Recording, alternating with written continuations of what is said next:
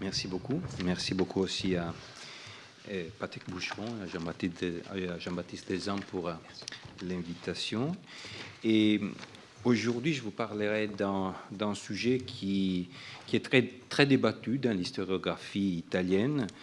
Et au cours des 5 dernières années, 4 rapports de synthèse ont été consacrés aux biens communaux au Moyen-Âge et à l'époque moderne, de la part de Bonan, Cacciornia, Torre Tigrine, Cristofori. Et par rapport au reste d'Europe, où les commons, les communs, sont enquêtés surtout dans leur dimension rurale, en Italie, l'attention pour le monde urbain est intense et précoce. Les premiers travaux de recherche sur les biens communaux italiens de la fin du XIXe siècle, Roberti, Mazzi, étaient consacrés aux communes urbaines. Et c'est surtout à partir des travaux de Jean-Claude Mervigueur, vers la moitié des années 80 du XXe siècle, que les études ont repris de l'élan dans la péninsule. Il me semble qu'il est possible de repérer 3 spécificités dans les études sur les biens communaux de l'Italie communale. Tout d'abord, le rôle du conflit social, notamment de l'affrontement entre milites et populus. C'est encore Jean-Claude Mervigueur qui a entamé le débat en soulignant que les biens communaux faisaient partie des privilèges de la militia, la chevalerie urbaine. Deuxièmement, les études sur les biens communaux urbains ont mis en évidence leur nature patrimoniale. Encore plus qu'en veste des prés et bois ouverts à la jouissance libre de la collectivité, ça c'est les stéréotypes des biens communaux. Et les communia, les biens communaux, sont tout d'abord des ressources patrimoniales des communes. Ils se présentent comme un amoncellement de biens qui inclut des champs cultivés, des maisons et des moulins qui étaient concédés en location et aussi étaient concédés en location ou aussi ils étaient aliénés. Du coup, les communes amorcent une gestion indirecte des biens communaux en réduisant les bénéfices directs pour les citoyens. Pour la plupart, les biens communaux sont caractérisés par l'utilité indirecte qu'ils portent à la communauté des Kiwes à travers la contribution au bon état des finances publiques et à l'entretien d'une pression fiscale réduite.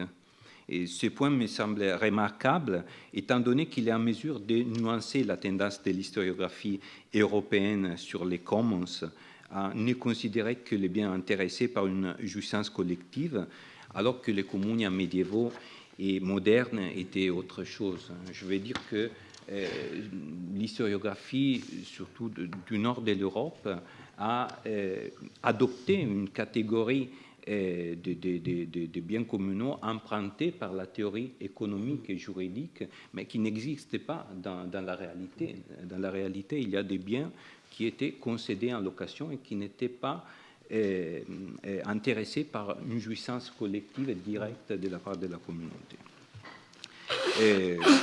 La troisième spécificité des études sur les biens communaux de l'Italie communale, moins approfondie par la réflexion historiographique, concerne le rôle de l'enquête en tant qu'outil décisif pour la création des patrimoines communaux. L'enquête s'avère aussi essentielle pour les passages des biens communaux qui, des ressources ouvertes à la jouissance collective, deviennent des biens gérés indirectement à travers location et aliénation. Du coup, la commune mène des enquêtes sur les biens communaux, s'approprie les biens communaux et commence à les aliéner ou à les vendre ou à les donner en location. Les enquêtes sur les biens communaux sont encore plus que ceux de nature judiciaire parmi les moments principaux d'élaboration des formes de gouvernement centralisées de la part des régimes des podestats, développés en contemporain avec les monarchies européennes. En particulier, les enquêtes des communes sont décisives pour élargir l'autorité urbaine sur les contado, les vastes territoires dépendants de la cité et qui coïncident grosso modo avec les limites de la diocèse. Si le contexte est celui que je viens d'esquisser, il est vrai que les biens communaux ont été beaucoup moins étudiés dans la période du tournant entre le XIIIe et le XIVe siècle, alors que s'affirment les premières expériences des seigneuries, à savoir la période objet de notre séance aujourd'hui. Même si je vais juste évoquer brièvement ce point, pour les villes médiévales, cet aspect se noue avec le sujet du bien commun dans le sens le plus ample. À propos de cette période historique, c'est surtout la dimension immatérielle des biens communs qui a été étudiée, ou pour mieux dire, le discours sur les biens communs pris au sens d'un principe idéal qui exprime les droits fondamentaux et partagés par une communauté. Voilà l'approche qui a été la plus suivie et la plus efficace au sein des études médiévistes en ce qui concerne, encore une fois, les domaines de l'historiographie communale. Je rappelle, par exemple, les actes du colloque des Todi de 2011 sur Il bene comune, le bien commun, et à une échelle européenne, le volume sous la direction de Lecupre, Desjardins et Van Boon sur De Bono Communis, The Discourse and Practice of the Common Good in the European City. Là, c'est vraiment l'ouvrage de référence pour ce thème. Dans l'ensemble, ces études se développent en marge par rapport à l'historiographie sur les biens communaux et il n'invoque qu'en partie les éléments du débat. Cependant, l'exigence qui surgit de diverses recherches récentes, à savoir de chercher une lecture organique reliant la dimension, pour ainsi dire, plus décousue et idéale des biens communs avec les biens communaux proprement dits, me paraît significative. C'est le cas d'abord d'Igor Mineo, qui, dans un corpus de quelques articles parus pendant ces dernières années, a réfléchi sur la notion de biens communs à partir des traités médiévaux tardifs, mais en la reliant, et là je cite le travail de Mineo, au substrat matériel d'utilité publique fait des choses hétérogènes de la commune, c'est-à-dire des communes, les biens communaux proprement dits. Bref, ceux qui arrivent aux biens communaux proprement dits entre le XIIIe et XIVe siècle, au moment de la naissance des seigneuries, est encore un sujet peu discuté. Aujourd'hui, je voudrais essayer de proposer une lecture du phénomène pour cette époque à partir d'un cadre général de l'historiographie sur la seigneurie qui se présente comme définitivement renouvelé et qui offre une image très différente par rapport à celle d'il y a quelques décennies. Deux en particulier me semblent les grandes nouveautés historiographiques sur les seigneuries qui ont émergé lors ces derniers temps. La première, tout d'abord, une présence importante des seigneuries du peuple, les signorie di popolo.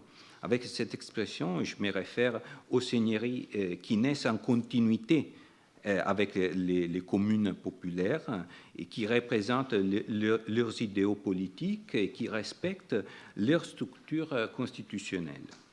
La deuxième nouveauté est la prise des modèles monarchiques sur quelques expériences d'importance supralocale, comme les expériences angevines.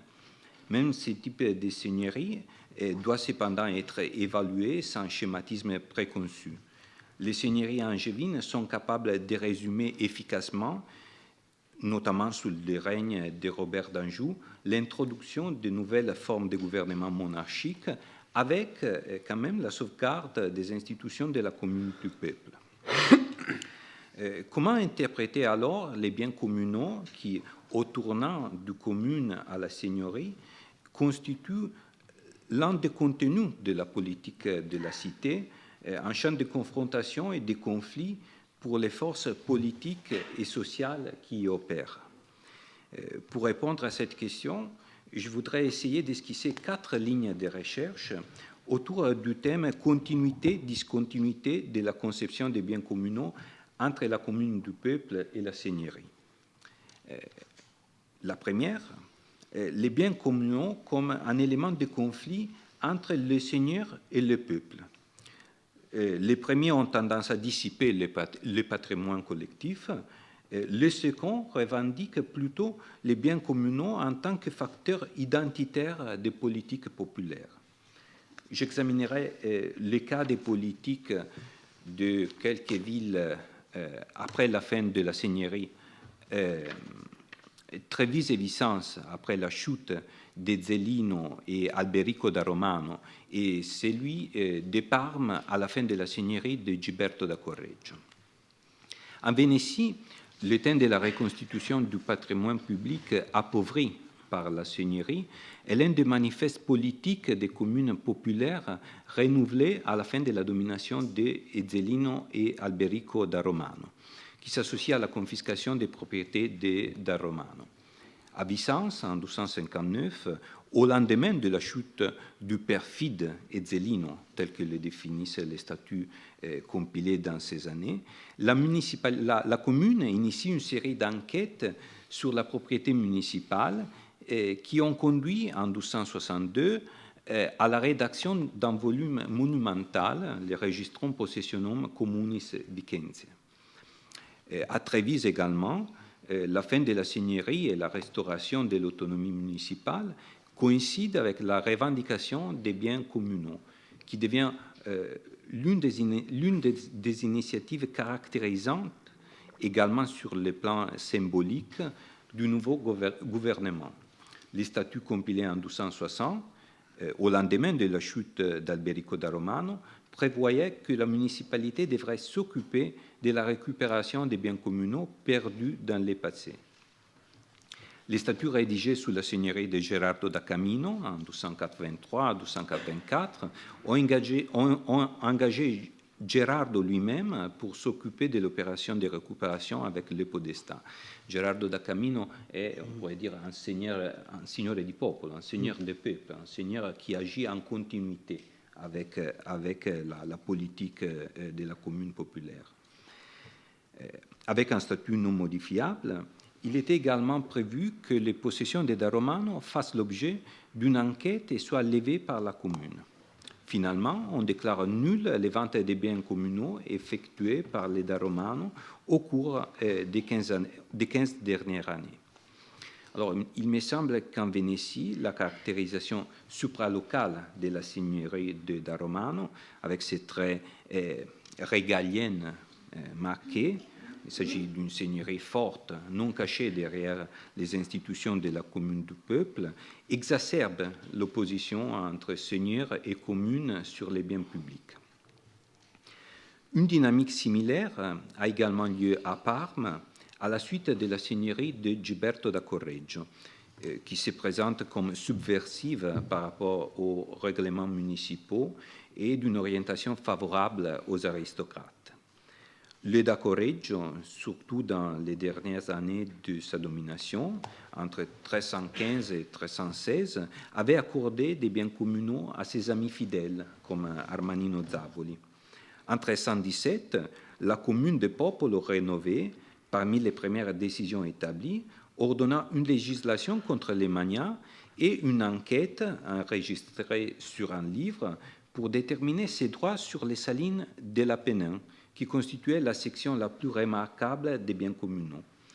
Les puits de sel récupérés furent en même temps représentés avec une peinture à l'intérieur du palais communal. Alors, jusqu'à présent, nous avons évolué dans un cadre de lignes divergentes entre la seigneurie et le popolo dans la gestion des biens communaux. Voyons maintenant les cas des seigneuries du peuple où la tendance des seigneurs à continuer ou même à renforcer les politiques populaires sur les biens communaux est évidente. C'est le cas, par exemple, d'Uberto Pellavicino à Crémont en 1264. Et malgré sa complexité, le caractère populaire de la seigneurie, qui entre 1249 et 1266 comprenait de nombreuses villes lombardes, dont Pavie et Plaisance, a été récemment souligné. Pellavicino ordonna une enquête sur les biens communaux et sur les rationes communis, les droits de la commune, qui devait également vérifier les salaires de Pallavicino lui-même, en démontrant comment ces opérations avaient été conçues comme une garantie pour le peuple contre d'éventuels détournements de fonds. Même les seigneuries de Manfredo Beccari à Pavia, Simone Colobiano à Versailles et Alberto Scotti à Plaisance présentent une remarquable continuité dans la poursuite de la politique du peuple. Dans de telles expériences, un élément d'originalité est non moins constitué par la confusion de la distinction, pour ainsi dire, entre public et privé.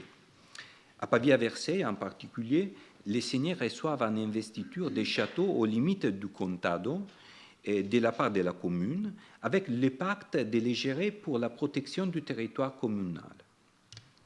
Arrêtons-nous sur les cas d'Alberto Scotti, mais des comportements similaires sont également documentés par les Beccaria et les Colobiano à Pavia et Versailles. En termes de contrôle territorial, Alberto Scotti a essentiellement poursuivi les politiques de la commune de Popolo, entremêlant de plus en plus les intérêts personnels avec les initiatives publiques financées par les caisses municipales.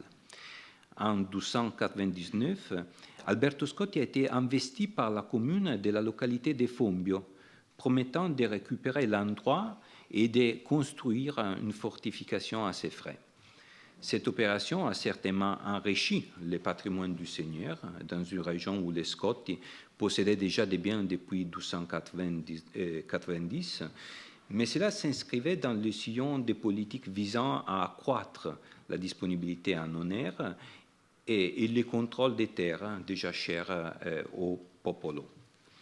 L'on pourrait interpréter avec la même clef de lecture une annotation du chroniqueur plaisantin Guerrino, selon laquelle, en 1302, Scotti avait soustrait 6 000 lire des coffres publics pour compléter un échange de biens à Castel San Giovanni avec l'évêque. Au-delà du retour personnel, Scotti consolida les droits municipaux sur la zone de la Villeneuve établie et fondée par la commune en 1290.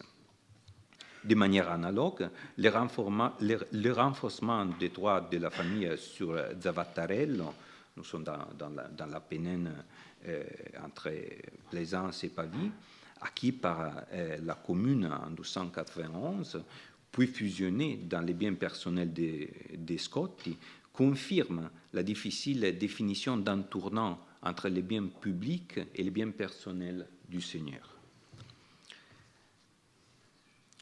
Pour montrer comment l'éteinte des biens communaux sous les premières seigneuries échappe à toute schématisation, je voudrais réfléchir brièvement à la situation des biens communaux sous les Anjou, les Angevins. La création sous Charles Ier, à partir de 1259, des seigneuries sur les communes de Piémont et Lombardie, implique la circulation des fonds de gouvernement des biens communaux empruntés par les villes provençales, notamment par Marseille. La nouveauté la plus importante est constituée par l'accentuation du caractère régalien des communes, qui, dans les soumissions des communes piémontaises à Charles Ier, sont appropriées par les comtes de Provence et appelées régalia.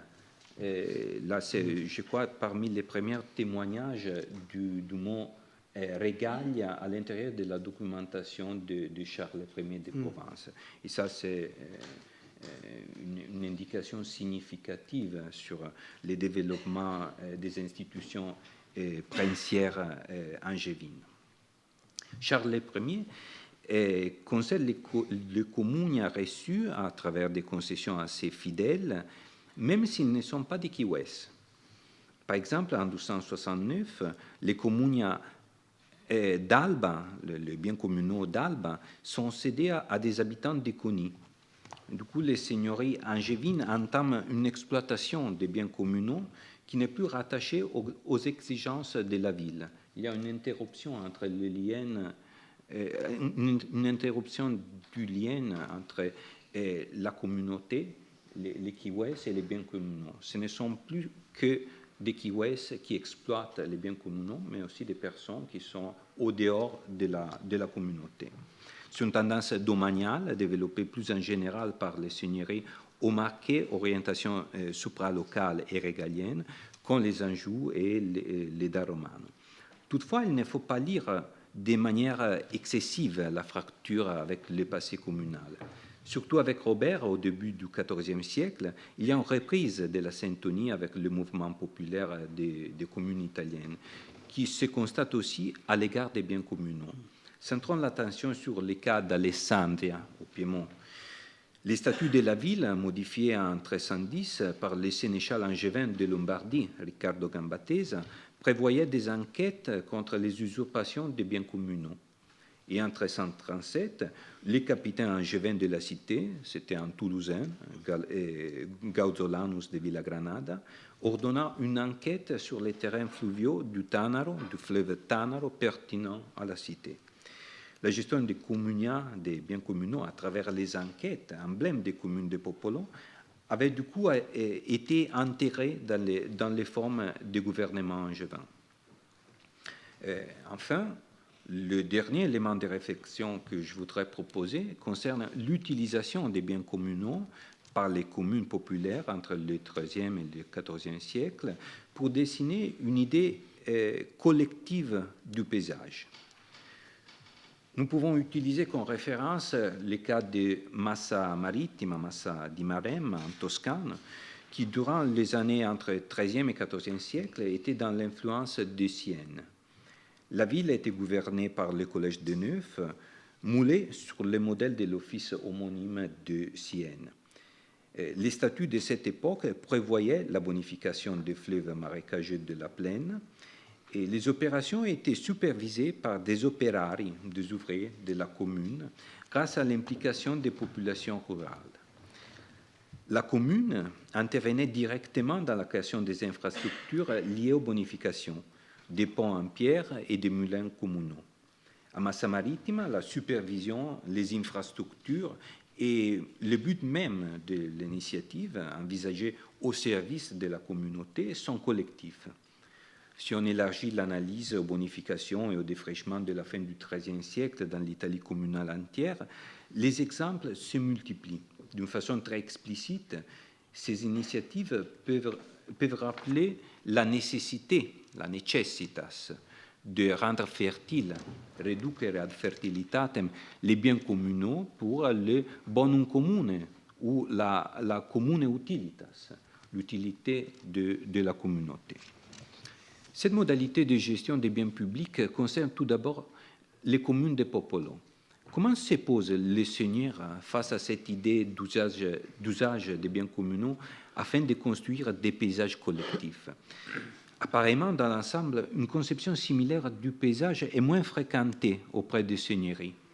En revanche, il y a des témoignages notoires des biens rendus exclusifs par les seigneurs, surtout au cours du XIVe siècle, comme les réserves de chasse créées par les Visconti de Milan.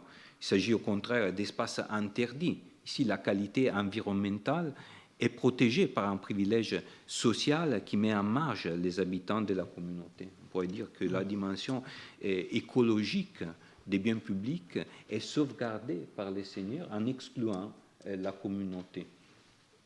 Toutefois, j'ai le sentiment que l'action des seigneurs sur les paysages collectifs est un domaine encore à explorer, souvent sous-estimé. Par exemple, à Pavie, vers 1330, la commune, qui était soumise à la seigneurie de Beccaria, décida la refondation d'un village neuf visé à contrôler les terrains inondés par le Po, Borgofranco. Et la ville neuve fut bâtie sur des biens de propriété communale grâce à l'aide des populations du district.